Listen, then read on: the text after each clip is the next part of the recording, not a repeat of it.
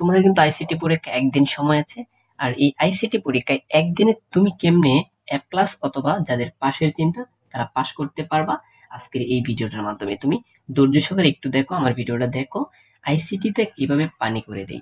প্রিয় শিক্ষার্থী বন্ধু, এমন একটা প্রশ্ন কালকে তোমরা পাবা, অর্থাৎ তোমরা যখন বোর্ডে পরীক্ষা দিতে যাবা এমন একটা সম্পূর্ণ একটা প্রশ্ন দিবে তোমাকে।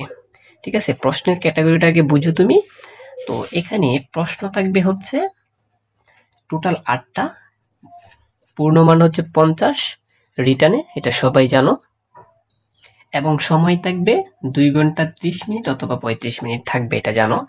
তো এভাবে দেখবা তুমি কত নং আনসার করতে পারবা, তুমি কোথায় থেকে শুরু করবা, তুমি কিভাবে রিটার্নে, আমি এমসিকিউ আলোচনা করব তোমাদের জন্য, রিটার্নে কিভাবে 50-এ 50 পাবা, আজকের এই ভিডিওর মধ্যে বিভিন্ন টিপস গুলো শেয়ার করব তোমাদের। শিক্ষার্থী বন্ধুরা, প্রথম যেটা থাকবে প্রথম অধ্যায় থেকে এটা লিখবা, তুমি বানিয়ে লিখতে পারবা, কোনো সমস্যা নেই। দ্বিতীয় অধ্যায় থেকে দেখো আমি বলছিলাম টোপোলজি থেকে প্রশ্ন থাকবেই, টোপোলজি থেকে লিখবা।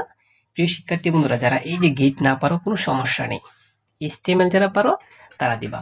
এখন আমি তোমাদেরকে বলে রাখি একটা কথা, যারা এ প্লাস পেতে চাও 1 নংটা আগে লিখবা, 2 নংটা এরপরে লিখবা, তারপরে চলে যাবা তোমরা তৃতীয় নঙে, এই যে এটাতে। ঠিক আছে, এটা যদি পারো লিখবা, নতুবা দরকার নেই, তখন চলে যাবা এই যে দেখো এই অঙ্কটাতে। ঠিক আছে, এই সংখ্যা পদ্ধতির অঙ্কটা, আর দিবা হচ্ছে গেট। গেট যারা ভালো করে পারো তারা গেটটা আগে দিবা, তারপর 4টা হয়ে গেছে, 4টার পর তুমি দিবা HTML, আর অন্যগুলো ধরার দরকার নেই। ঠিক আছে প্রিয় শিক্ষার্থী বন্ধুরা, আমি যারা এক ক্লাস পাবা প্রথমটা লিখবা, দ্বিতীয়টা লিখবা, তারপর পঞ্চম লিখে যাবা, তারপর লিখবা কত চতুর্থ, এবং শেষে যদি পারো 6 নং আনসার করবা তোমাদের জন্য এটা। আর যারা পাস করতে চাও তোমাদের জন্য টিপস দিচ্ছি, প্রথমটা দ্বিতীয়টা দিবা, তারপর এই যে তৃতীয়টা, যারা পাস করতে চাও বিশেষ করে আমি তোমাদেরকে বলবো এই যে 5 নংয়ের জন্য এবং 4 নংয়ের জন্য তোমরা আমার সাথে একটু যোগাযোগ করো। ঠিক আছে, এখানে খুব বেশি না, তোমাকে জাস্ট আমি 2টা সৃজনশীল দেবো, মোটামুটি পাশের চিন্তা হয়ে যাবে। এখন আমরা আসি এমসিকিউ এর টেনশন। তুমি দেখবা চতুর্থ অধ্যায় থেকে দুনিয়ায় সহজ, আমি একটু টিক্সটা বলে দিচ্ছি। দেখো 17 নামে আসছে যে নিচের কোন হেডিং ট্যাগের সাইজ সবচেয়ে বড়, সবচেয়ে বড় হচ্ছে 1, এই যে একটা হেডিং ট্যাগ থেকে আসছে। তারপরে HTML এর পূর্ণরূপ, HTTP এর পূর্ণরূপ কি, হাইপারটেক্সট ট্রান্সফার প্রোটোকল। তারপরে এই যে GMO, এটার পূর্ণরূপ কি, জেনেটিক্যালি মডিফাই অর্গানিজম। ঠিক আছে, এই যে জেনেটিক্যালি মডিফাই অর্গানিজম প্রথমটা হবে। তারপর স্মার্টফোন তৈরিতে ব্যবহৃত ক্ষুদ্রাংশ সীমাবদ্ধের এই টেকনোলজি। ঠিক আছে, ন্যানো টেকনোলজি।